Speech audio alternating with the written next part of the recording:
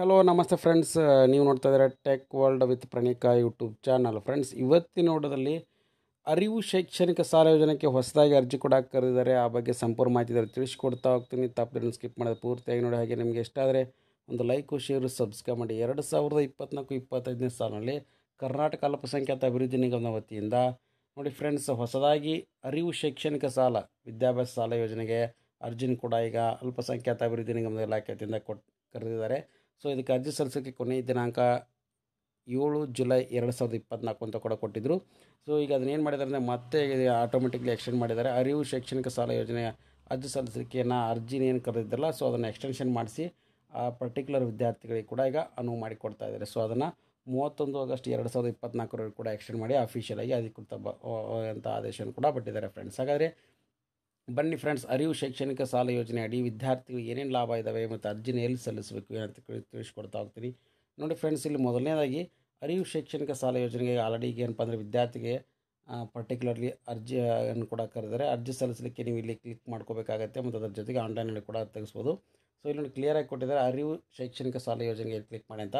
ಅರಿವು ವಿದ್ಯಾಭ್ಯಾಸ ಸಾಲ ಯೋಜನೆಯಡಿ ಕರ್ನಾಟಕ ಪರೀಕ್ಷಾ ಪ್ರಾಧಿಕಾರದಿಂದ ಸೀಟ್ ಅಥವಾ ನೀಟ್ ಮುಖಾಂತರ MBBS, BDS, BA, bachelor of engineering architecture ಈ ಕೋರ್ಸ್ಗಳಿಗೆ ಆಯ್ಕೆಯಾಗಿರ್ತಕ್ಕಂಥ ವಿದ್ಯಾರ್ಥಿಗಳಿಗೆ ಹೊಸದಾಗಿ ಅರ್ಜಿಯನ್ನು ಕೂಡ ಕರೆದರೆ ಅರ್ಜಿ ಸಲ್ಲಿಸಿದಂಥ ವಿದ್ಯಾರ್ಥಿ ಗರಿಷ್ಠವಾಗಿ 5 ಲಕ್ಷ ರೂಪಾಯಿ ಕೂಡ ಏನಪ್ಪ ಅಂದರೆ ಶೈಕ್ಷಣಿಕ ಸಾಲವನ್ನು ನೀಡ್ತಾ ಹೋಗುತ್ತಾರೆ. ಅದರ ಜೊತೆಗೆ ಏನಪ್ಪ ಅಂದರೆ ವಿದ್ಯಾರ್ಥಿಗಳಿಗೆ ಕರ್ನಾಟಕ ಪರೀಕ್ಷಾ ಪ್ರಾಧಿಕಾರದ ಮುಖಾಂತರ ಆಯ್ಕೆಯಾಗಿರ್ತಕ್ಕಂಥ ವಿದ್ಯಾರ್ಥಿಗಳಿಗೆ ಗರಿಷ್ಠ 1 ಲಕ್ಷ ರೂಪಾಯಿ ಪ್ರತಿ ವರ್ಷನೂ ಕೂಡ ಮತ್ತು ಆಯುಷ್ ವಿದ್ಯಾರ್ಥಿಗಳಿಗೆ 50,000 ರೂಪಾಯಿಯನ್ನು ಕೂಡ ಪ್ರತಿ ವರ್ಷನೂ ಕೂಡ ನೀಡ್ತಾ ಹೋಗ್ತಾರೆ. ಕರ್ನಾಟಕ ಪರೀಕ್ಷಾ ಪ್ರಾಧಿಕಾರದ ಮುಖಾಂತರ ಆಯ್ಕೆ ಆಗಿರ್ತಕ್ಕಂಥ ಇಂಜಿನಿಯರಿಂಗ್ ಕಾಲೇಜ್ ವಿದ್ಯಾರ್ಥಿಗಳಿಗೆ 50,000 ರೂಪಾಯಿ ಸಿಗ್ತಾ ಹೋಗುತ್ತೆ. ನೋಡಿ ಫ್ರೆಂಡ್ಸ್, ಮೊದಲನೇದಾಗಿ ಮೆಡಿಕಲ್ MD, MBBS ಈ ಕೋರ್ಸ್ಗೆ ಆಯ್ಕೆ ಆಗಿರ್ತಕ್ಕಂಥ ವಿದ್ಯಾರ್ಥಿ 5 ಲಕ್ಷ ರೂಪಾಯಿನ ಗರಿಷ್ಠವಾಗಿ ಸಾಲ ನೀಡಲಾಗುತ್ತೆ.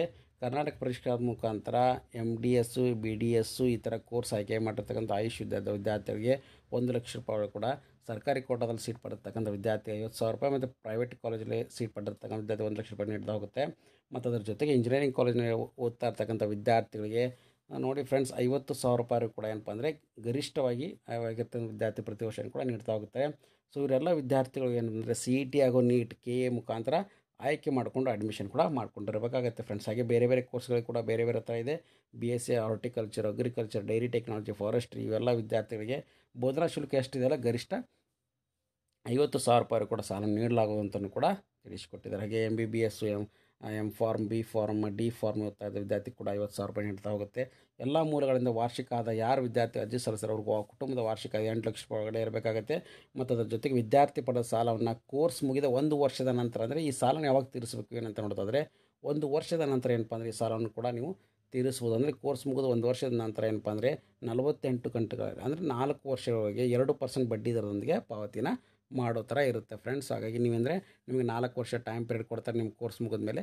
ಅದಕ್ಕೆ 2% ಬಡ್ಡಿ ರೇಟ್ ಇರುತ್ತೆ. ಅದನ್ನು ತೊಗೊಂಡು ನೀವು ಅರ್ಜಿ ಕೂಡ ಸಲ್ಲಿಸ್ಬೋದು. ಅರ್ಜಿ ಸಲ್ಲಿಸಲಿಕ್ಕೆ ದಾಖಲಾತಿಗಳು ನೋಡಿದರೆ ನಿಮಗೆ ಜಾತಿ ಪ್ರಮಾಣ ಪತ್ರ ಬೇಕಾಗುತ್ತೆ, ಆದಾಯ ಪ್ರಮಾಣ ಪತ್ರ ಬೇಕಾಗುತ್ತೆ, ಆಧಾರ್ ಕಾರ್ಡ್ ಬೇಕಾಗುತ್ತೆ, CET ಪ್ರವೇಶ ಪತ್ರ, NEET ಪ್ರವೇಶ ಪತ್ರ, SSLC ಅಂಕಪಟ್ಟಿ, ಡಿಪ್ಲೊಮಾ ಅಂಕಪಟ್ಟಿ, ಹಾಗೆ ಏನಪ್ಪ ಅಂದರೆ ನಷ್ಟ ಪರಿಹಾರ ಬಾಂಡ್ ಬೇಕಾಗುತ್ತೆ.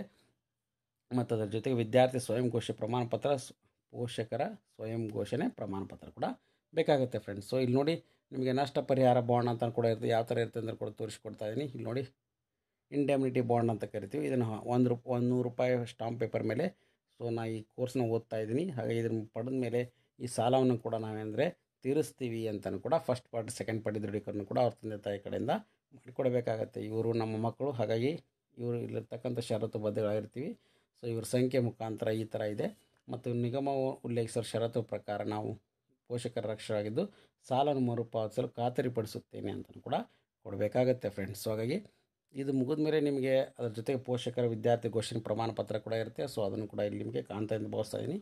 ಸೊ ಇಲ್ಲಿ ಇವ್ರ ಮಗ ಆಗಿದ್ದು ಸೊ ಎಲ್ಲ ಜ್ಞಾನ ನಂಬಿಕೆ ಇಟ್ಟು ನಾನು ಮುಂದುವರೆದು ಸಾಲದ ಮೊತ್ತನ ಕೋರ್ಸ್ ಮುಗಿದ 1 ವರ್ಷದ ನಂತರ 48 ಗಂಟೆಗಳಲ್ಲಿ ತೀರಿಸಿಕೊಡ್ತೀನಿ 2% ಬಡ್ಡಿ ರೇಟ್ನಲ್ಲಿ ಅಂತಲೂ ಕೂಡ ಇದನ್ನು ವಿದ್ಯಾರ್ಥಿ ಬಾಂಡ್ ಕೂಡ ಕೊಡಬೇಕಾಗುತ್ತೆ ಫ್ರೆಂಡ್ಸ್. ಸೊ ಹಾಗಾಗಿ ಇದಾದಮೇಲೆ ವಿದ್ಯಾರ್ಥಿಗಳಿಗೆ ನೋಡಿ ಫ್ರೆಂಡ್ಸ್, ಶೈಕ್ಷಣಿಕ ಸಾಲಕ್ಕೆ ಅರ್ಜಿ ಸಲ್ಲಿಸಲಿಕ್ಕೆ ಸೊ ಇವೆಲ್ಲ ಡಾಕ್ಯುಮೆಂಟ್ಸ್ ಕೂಡ ಬೇಕಾಗುತ್ತೆ ಫ್ರೆಂಡ್ಸ್.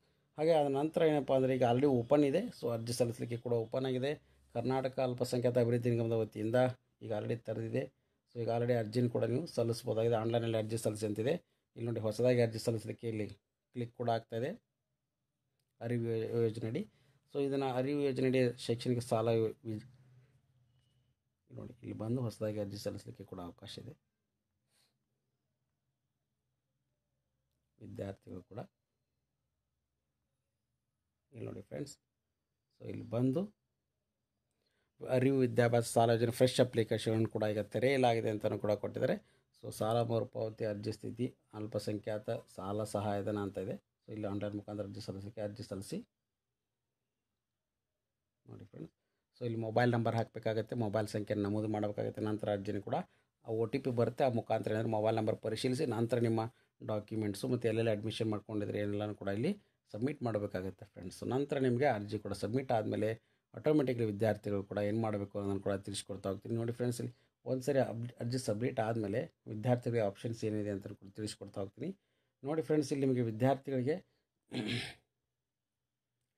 ಸೊ ಭರ್ತಿ ಮಾಡಿದ ಅರ್ಜಿಯನ್ನು ತೆಗೆದುಕೊಂಡು ವ್ಯಾಸಂಗ ಪ್ರಮಾಣ ಪತ್ರ, ಕಾಲೇಜು ಶುಲ್ಕ ವಿನ್ಯಾಸ, SSLC ಅಂಕಪಟ್ಟಿ, ಹಿಂದಿನ ವರ್ಷ ಉತ್ತೀರ್ಣ ಅಂಕಪಟ್ಟಿ, ಬ್ಯಾಂಕ್ ಖಾತೆ ವಿವರ ಮತ್ತು ಅದರ ಜೊತೆಗೆ ಸಾಲದ ಮೊತ್ತ ಮರುಪಾವತಿಸಿದ ರಸೀದಿ ಮತ್ತು ಅದರ ಜೊತೆಗೆ ಪ್ರವೇಶದ ಆದೇಶ ಪ್ರತಿ ಇವನ್ನೆಲ್ಲನೂ ಕೂಡ ತೆಗೆದುಕೊಂಡು ಆನ್ಲೈನ್ ಅರ್ಜಿಯನ್ನು ಸಲ್ಲಿಸಿದ ಕೊನೆಯ ದಿನಾಂಕ 31/10/2024 ಆಗಿರುತ್ತೆ. ಸದರಿ ದಾಖಲಾತಿಗಳನ್ನು ಆನ್ಲೈನ್ ಅರ್ಜಿ ಜೊತೆಗೆ ಜಿಲ್ಲಾ ವ್ಯವಸ್ಥಾಪಕರ ಕಚೇರಿ ಅಂದರೆ ನೀವು ಡಿಸ್ಟಿಕ್ನಲ್ಲಿ ಯಾರು ಇರ್ತಾರಲ್ಲ ಆಫೀಸರ್ಸಲ್ಲಿ ಹೋಗಿ ಡಿಸ್ಟಿಕ್ ಮ್ಯಾನೇಜರ್ಗೆ ಅಲ್ಪಸಂಖ್ಯಾತ ಅಭಿವೃದ್ಧಿ ನಿಗಮದ ಸೊ ಇಲ್ಲಿಗೆ ಹೋಗಿ ನೀವೇನು ಮಾಡಬೇಕಂದ್ರೆ ಅರ್ಜಿನ ಕೂಡ ಸಲ್ಲಿಸಬೇಕಾಗುತ್ತೆ ಫ್ರೆಂಡ್ಸ್. ಸೊ ನೀವು ಯಾವ ಜಿಲ್ಲೆಯಲ್ಲಿ ಇರ್ತೀರ ಆ ಜಿಲ್ಲೆಯಲ್ಲಿ ಇರ್ತಕ್ಕಂಥ ಕರ್ನಾಟಕ ಅಲ್ಪಸಂಖ್ಯಾತ ಅಭಿವೃದ್ಧಿ ನಿಗಮದ ಜಿಲ್ಲಾ ವ್ಯವಸ್ಥಾಪಕರು ಅಂತ ಇರ್ತಾರೆ, ಮ್ಯಾನೇಜರ್ ಅಂತ ಇರ್ತಾರೆ. ಸೊ ಅವರು ಹೆಚ್ಚಿನ ಮಾಹಿತಿಗಾಗಿ 08182228262 ಈಗೂ ಕೂಡ ನೀವು ಕಾಂಟ್ಯಾಕ್ಟ್ನ ಮಾಡ್ಕೋಬೋದಾಗಿದೆ ಫ್ರೆಂಡ್ಸ್. ಸಾಕಷ್ಟು ಮಂದಿ ವಿದ್ಯಾರ್ಥಿಗಳು ಕೇಳ್ತಿದ್ರು.